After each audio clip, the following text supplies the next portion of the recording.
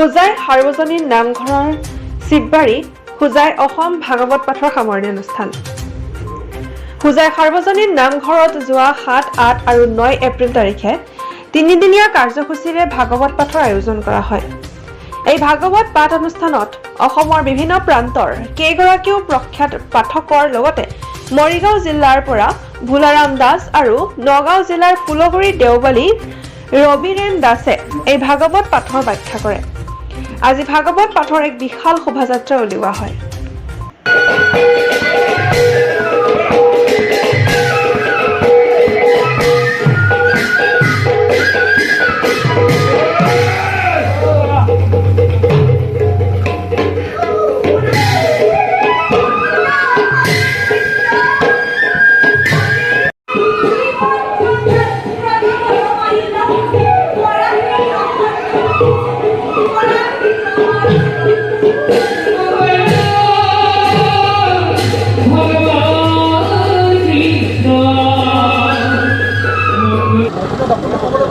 আজি যেহেতু আপোনালোকে এখন শ্ৰীমন্ত শংকৰদেৱৰ দ্বাৰা পৰিচালিত অংকীয়ানাট আপোনালোকে মঞ্চস্থ কৰে, কি ক'ব?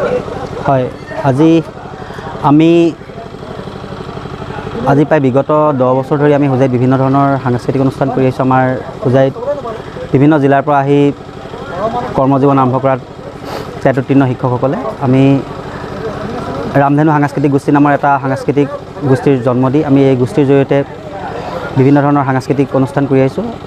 আৰু এইবাৰ গোলাঘটীয়া বস্তিৰ নামঘৰত তেখেতসকলৰ নামঘৰৰ আসন প্ৰতিষ্ঠাৰ উপলক্ষে আমাক এভাগী মহাপুৰুষীয়া ভাওনা, মাতৃভাষাৰ ভাওনা ৰুক্মিণীহৰণ নাটভাগী আমাক কৰিবলৈ আমন্ত্ৰণ জনাইছিলে। আজি আহি আমি ইয়াতে নাটভাগী সকলোৱে মিলি মঞ্চস্থ কৰিলোঁ। আমি এই নাটভাগী সম্পূৰ্ণৰূপে মাতৃভাষাত মঞ্চস্থ কৰিছোঁ, যিহেতু হোজাইত বিশেষকৈ মাতৃভাষাত বহুত কমেই মাতৃভাষাৰ ভাওনাৰ চৰ্চা দেখা যায়। আমি গুৰুজনাৰ আদৰ্শৰে অনুপ্ৰাণিত হৈ আমি এনেদৰে আগবাঢ়ি যাব বিচাৰিছোঁ। শিক্ষকতাৰ লগতে এনেধৰণে সাংস্কৃতিক দিশতো আমি অলপ হ'লেও অৰিহণা আগবাঢ়ি যাব বিচাৰিছোঁ।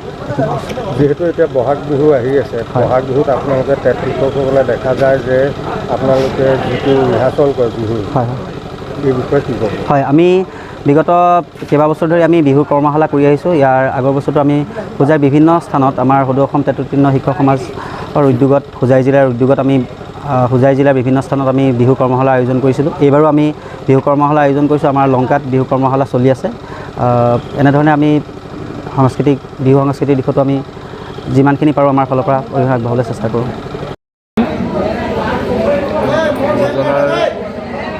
অৱদান ভাওনা সংস্কৃতি প্ৰচাৰ প্ৰসাৰ ক্ষেত্ৰত মই শ্ৰী নৱজ্যোতি বৰা বায়ন আৰু লগত আছে পাৰ্থ বৰা গায়নৰ দায়িত্বত আছিলে আৰু মিণ্টু বৰা পৰিচালকৰ দায়িত্বত আছিলে।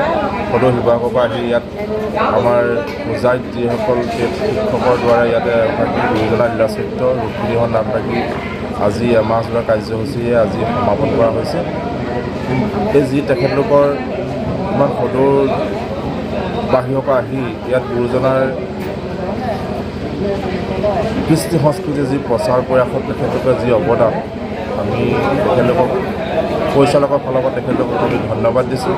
আগলৈ এনেদৰে এই হোজাই অঞ্চলত তেখেতলোকে যেন গুৰুজনাৰ ভাওনা সংস্কৃতি প্ৰচাৰ প্ৰসাৰ কৰাত আগবাঢ়ি যায়, আমি তাৰ কামনা কৰি আমি আজিলৈ শুভৰাত্ৰি। আৰু পৰিচালনা কোনে কৰিছিল? পৰিচালনা আমি নৱজ্যোতি বৰা আৰু পাৰ্থ বৰা আৰু মিণ্টু বৰুৱা।